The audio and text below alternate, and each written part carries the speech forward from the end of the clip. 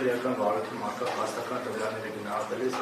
անհրաժեշտ է հաշվի առնել նախ անդրադառնամ Գևորգ Հարությունյանի վերաբերյալ նկատմամբ բերված խափանամիջոցներ, Գևորգ Հարությունյանի ներսագրվող հանցանքների բնույթին, հանրային վտանգավորության աստիճանին, ինչպես նաև մի շարք էական նշանակություն ունեցող հանգամանքների, մասնավորապես, որ Գևորգ Հարությունյանն իր վերագրված առանձնապես ծանր և միջին ծանրության հանցագործությունների պայմաններում, ազատության մեջ մնալու պայմաններում չի կատարի որպես մեղադրյալ իր վերադրված պարտականությունները, մասնավորապես կխոչընդոտի քրեական վարույթին, այդ թվում ապօրինի կմիջամտի ապացուցման գործընթացին, քրեական դատավարությանը մասնակցող անձանց վրա անօրինական ազդեցություն գործադրելու և ապացույցները ոչնչացնելու ճանապարհով։ Այսինքն բարձր է ռիսկը մեղադրյալ Գևորգ Հարությունյանի կողմից գործող ճշմարտության բացահայտման խոչընդոտման և վկաների նկատմամբ իր օգտիների գործադրման տեսանկյունից։ Նշվածի համար ծանրակշիռ փաստարկ է հանդիսանում այն հանգամանքը, որ Գևորգ Հարությունյանը ճանաչում է հարցաքննված վկաների մեծ մասին, քանի որ նրանք իր համագյուղացիներն են, նրանցից որոշների հետ ունի մտերիմ, ընկերական և ազգակցական փոխհարաբերություններ, նրա հարազատական և մերձավոր անձանց շրջանակից են, ուստի մեծ է ռիսկը, որ Գևորգ Հարությունյանը ազատության մեջ լինելու պայմաններում ապօրինի ազդեցություն գործադրելու ճանապարհով ստիպելու, համոզելու, խնդրելու կամ այլ եղանակով կխոչընդոտի օբյեկտիվ ճշմարտության ամբողջության բացահայտման և որի արդյունքում կտուժի արդարադատության շահը։ Այսպիսով անձանց որոշակի շրջանակի հետ իր ունեցած կայուն անձնական կապերն օգտագործելով կամ անձամբ Գևորգ Հարությունյանը կարող է անօրինական ազդեցություն գործադրել վկաների նկատմամբ, խոչընդոտելով քրեական վարույթին։ Վերոհյալի համատեքստում բարձր է ռիսկն առ այն, որ նա գտնվելով ազատության մեջ կխոչընդոտի քրեական վարույթին, վերջիններից հետ ցուցմունքները համաձայնեցնելու և իր օգտին ցուցմունքներ տալու հարցում։ Քրեական վարույթին խոչընդոտելու հավանականության մասին է վկայում նաև այն հանգամանքը, որ գնահատելով հանցանքի կատարման հանգամանքները ու դրա պլանավորումը, դրա բարդությունը, ենթադրյալ Գևորգ Հարությունյանի հետ գործել են հնարավոր հանցակիցներ, որոնք դեռևս գործով պարզված չեն։ Արդեն իսկ պարզվել է, որ նրա հետ հանցակցությամբ գործել է գործող մյուս մեղադրյալ Նարեկ Օհանյանը։ Հետևաբար մեղադրյալը մնալով ազատության մեջ այդ ուղղությամբ ևս կխոչընդոտի վարույթին։ Ապացույցները ոչնչացնելու ճանապարհով ապացուցման գործընթացի միջամտելու հիմքի առկայության համար ծանրակշիռ փաստարկ են հանդիսանում քրեական վարույթի նախաքննության ընթացքում ձեռք բերված հետևյալ փաստարկները։ Հարությունյանի կողմից դեպքի վայրի հայտնաբերված կրակված պարտուշների վրայի գրավումները ջնջելը, հանցագործության գործիք ինքնաձիգի արտադրման տարեթիվը, սերիական համարը կամ համարների վերջանիշները ջնջելը, ինքնաձիգի վրա հատուկ հարմարան կանգնեցնելը, կրակված պարտուշները դեպքի վայրում չթողնելու կամ չբացահայտվելու նպատակով ինքնաձիգը հանցանքը կատարելուց հետո խնամքով թաքցնելը, Օհանյանի տան բակում տարայի մեջ դեպքի պահին իր հագին եղած հագուստները, ձեռնոցներ, դիմակ, կլաշ, վերարկու, կոշիկներ, տաբակ, վառելու փորձը, դրանց կողքին բենզինի շիշ լինելը, խնամքով թաքցված գիշերային հեռադիտակ սարքը, որոնք արդեն իսկ հուշում են մեղադրյալ Հարությունյանի կողմից ապացույցները ոչնչացնելու վարքագծի մասին։ Այդ ամենի հաշվառմամբ ակներև է, որ մեղադրյալը արդեն իսկ փորձել է քողարկել դեպքը և իր անձը։ Անդրադառնալով Հարությունյանի կողմից փախուստի դիմելու հավանականությանը, գտնում է, որ այն ևս ավելի քան իրատեսական է, ազատության մեջ գտնվելու պայմաններում մեղադրյալը կդիմի փախուստի, ինչի խոսուն ապացույցն է այն հանգամանքը, որ մեղադրյալ Հարությունյանը արդեն իսկ դրսևորել է նման վարքագիծ, մասնավորապես դեպքից հետո դիմել է փախուստի, քողարկել է իր անձը, թաքցրել դեպքի պահին իր հագին եղած հագուստները, հանցագործության գործիք ինքնաձիգը և մյուս իրերը։ Ինչ վերաբերում է մեղադրյալի կողմից հանցանքի մասին խոստովանելուն, ապա դա արդյունքն է վարույթի ընթացքում կատարվող մեծածավալ գործողությունների արդյունքում ձեռք բերված ապացույցներով վերջինիս հանցանքի կատարման մեջ մերկացնելու և դրանց ճնշման ներքո վերջինիս խոստովանությանը։ Միաժամանակ փախուստի դիմելու հավանականության գնահատման համար վարույթ իրականացնող մարմնի գնահատման պետք է հաշվի առնել նաև Հարությունյանի մերձագրվող արարքների բնույթը և վտանգավորության աստիճանը։ Մասնավորապես նա մեղադրվում է առանձնապես ծանր և միջին ծանրության հանցագործությունների կատարման մեջ, որոնց համար բացառապես նախատեսված է ազատագրման ձևով պատիժ, այդ թվում 8-ից 15 տարի ժամկետով ազատագրման ձևով։ Չնայած արարքի ծանրությունը ինքնին չի կարող վկայել փախուստի դիմելու բարույթից թաքնվելու հավանականության մասին, այնուամենայնիվ գործի նյութերից գլխով վեր է նշված փաստական հանգամանքների հետ միասին նշված ինքնության այս փուլում բարձր է։ Նշվածի հետ կապված մարդու իրավունքների եվրոպական դատարանը իր իրավունքի նախադեպային իրավունքի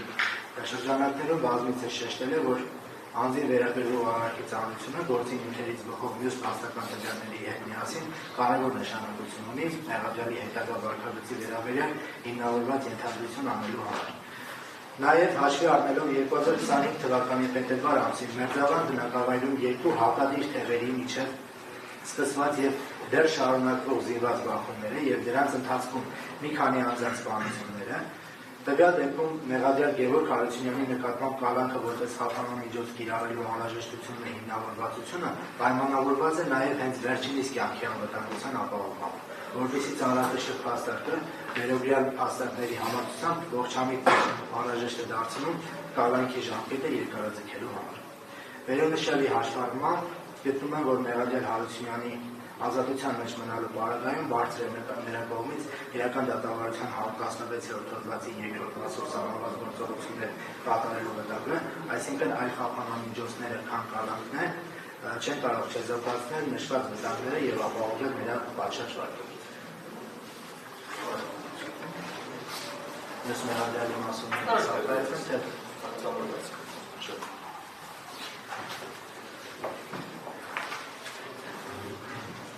Քրեական գործում արկա փաստական տվյալները գնահատելիս պատվիրակության դատարան անհրաժեշտ է հաշվի առնել նաև Նարեկ Օհանյանի մերձագրվող հանցանքների բնույթը եւ հանրային վտանգավորության աստիճանը, ինչպես նաև մի շարք էական նշանակություն ունեցող հանգամանքներ, մասնավորապես այն, որ Նարեկ Օհանյանը իրեն վերաբերված առանձնապես ծանր հանցագործությունների պայմաններում ազատության մեջ պայմաններում չի կատարի որպես մեղադրյալ իր վերադերված պարտականությունները, մասնավորապես կխոչընդոտի քրեական վարույթին, այդ թվում ապօրինի կմիջամտի ապացուցման գործընթացին, քրեական դատավարությանը մասնակցող անձանց վրա անօրինական ազդեցություն գործադրելու եւ ապացույցները ոչնչացնելու ճանապարհով։ Այսինքն բարձր է ռիսկը մեղադրյալ Նարեկ Օհանյանի կողմից գործող ճշմարտության բացահայտման, խոչընդոտման եւ վկաների նկատմամբ իր օգտին ճշմարտների գործադրման տեսանկյունից։ Նշվածի համար ծանրակշիռ փաստարկ է հանդիսանում այն հանգամանքը, որ Օհանյանը ճանաչում է հարցաքննված վկաների մեծ մասին, քանի որ նրանք իր համագյուղացիներն են, նրանցից որոշների հետ ունի մտերիմ, ընկերական եւ ազգակցական փոխհարաբերություններ, նրա հարազատական եւ մերձավոր անձանց շրջանագից են, ուստի մեծ է ռիսկը, որ Նարեկ Օհանյանն ազատության մեջ լինելու պայմաններում ապօրինի ազդեցություն գործադրելու ճանապարհով ստիպելու, համոզելու, խնդրելու կամ այլ եղանակով կգործի իր օգտին ցուցմունքներ կամ կխեղաթյուրի արդեն իսկ դրված ցուցմունքները, որով կխոչընդոտի օբյեկտիվ ճշմարտության բացահայտմանը։ Այսպիսով, անձանց որոշակի շրջանակի հետ իր ունեցած կայուն անձնական կապերը օգտագործելով կամ անձամբ Օհանյանը կարող է անօրինական ազդեցություն գործադրել վկաների նկատմամբ խոչընդոտելով քրեական վարույթին։ Վերօրյալի համատեքստում բարձր ռիսկ է առայն, որ Օհանյանը գտնվելով ազատության մեջ կխոչընդոտի քրեական վարույթին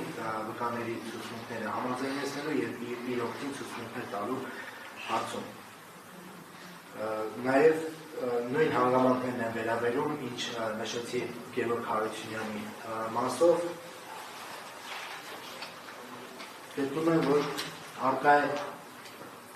Նարեկ Օհանյանի մասով նաև կալանքի իրավաչափության հիմքերից նոր հանցանք կատարելու հավանականությունը, ի տարբերություն որ չնշեցի Հարությունյանի մասով,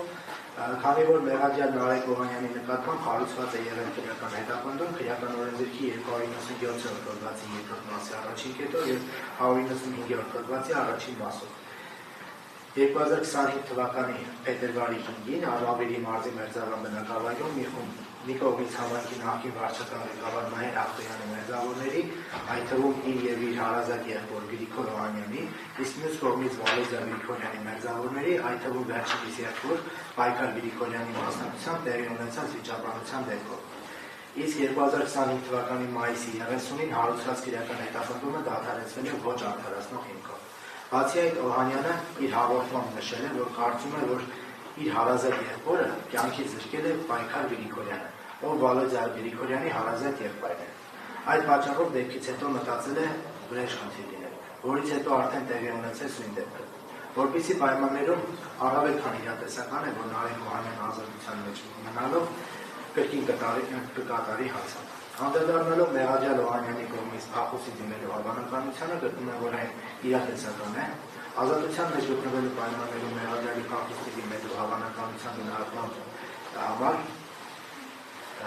պետք է հաշվի առնել Օհանյանին մերձադրվող արարքների բնույթն ու վտանգավորության աստիճանը, որ նա մեղադրվում է առանձնապես ծանր հանցանքների կատարման մեջ, դրանց համար նախատեսված է ազատազրկման ձևով պատիժ 8-ից 15 տարի ժամկետով, ճիշտ է, արարքի ծանրությունը չի կարող վկայել փախուստի դիմելու հավանականության մասին, սակայն մարդու իրավունքների եվրոպական դատարանի որոշման շրջանակներում անձին վերաբերող արարքի ծանրությունը գործի նյութերից բխող մյուս փաստական տվյալների հետ միասին կարևոր նշանակություն ունի Մեղադրյալի հետագա վարքագծի վերաբերյալ հիմնավորված ենթադրություն անելու համար։ Ինչպես նշեցի Հարությունյանի մասին, նույն հանգամանքը կարծում եմ վերաբերում է նաև Նարեկ Օհանյանին, որ հաշվի առնելով, որ 2025 թվականի փետրվար ամսին Մերձանվան բնակավայրում երկու հակադիր թևերի միջև սկսված եւ շարունակվող զինված բախումների ընթացքում կատարվել են սպանություններ, դրա դեպքում Նարեկ Օհանյանի նկատմամբ կալանքը որպես խափանման միջոց կիրառելու եւ այսինքն երկարաձգելու տվյալ բային անհրաժեշտությունն ու հիմնավորվածությունը պայմանավորված է նաեւ հենց իր կյանքի անվտանգության ապահովմամբ, որպեսզի ծանրակշիռ փաստարկը վերաբերյալ փաստարկների համակցությամբ ողջամիտ եւ անհրաժեշտ է դարձնում կալանքի ժամկետը երկարաձգելու։ Նշվածի հաշվարկման գտնում եմ, որ Մեղադրյալ Օհանյանի ազատության մեջ մնալու պարագայում բարձրացնից քրեական դատավարության 116 հոդվածի երկրորդմասով սահմանված գործողությունների վտանգը, այսինքն այլ խափանման միջոցը, քան կալանքն է, չի կարող իզոլու լինել ապահովելու նրա պատշնչվածությունը։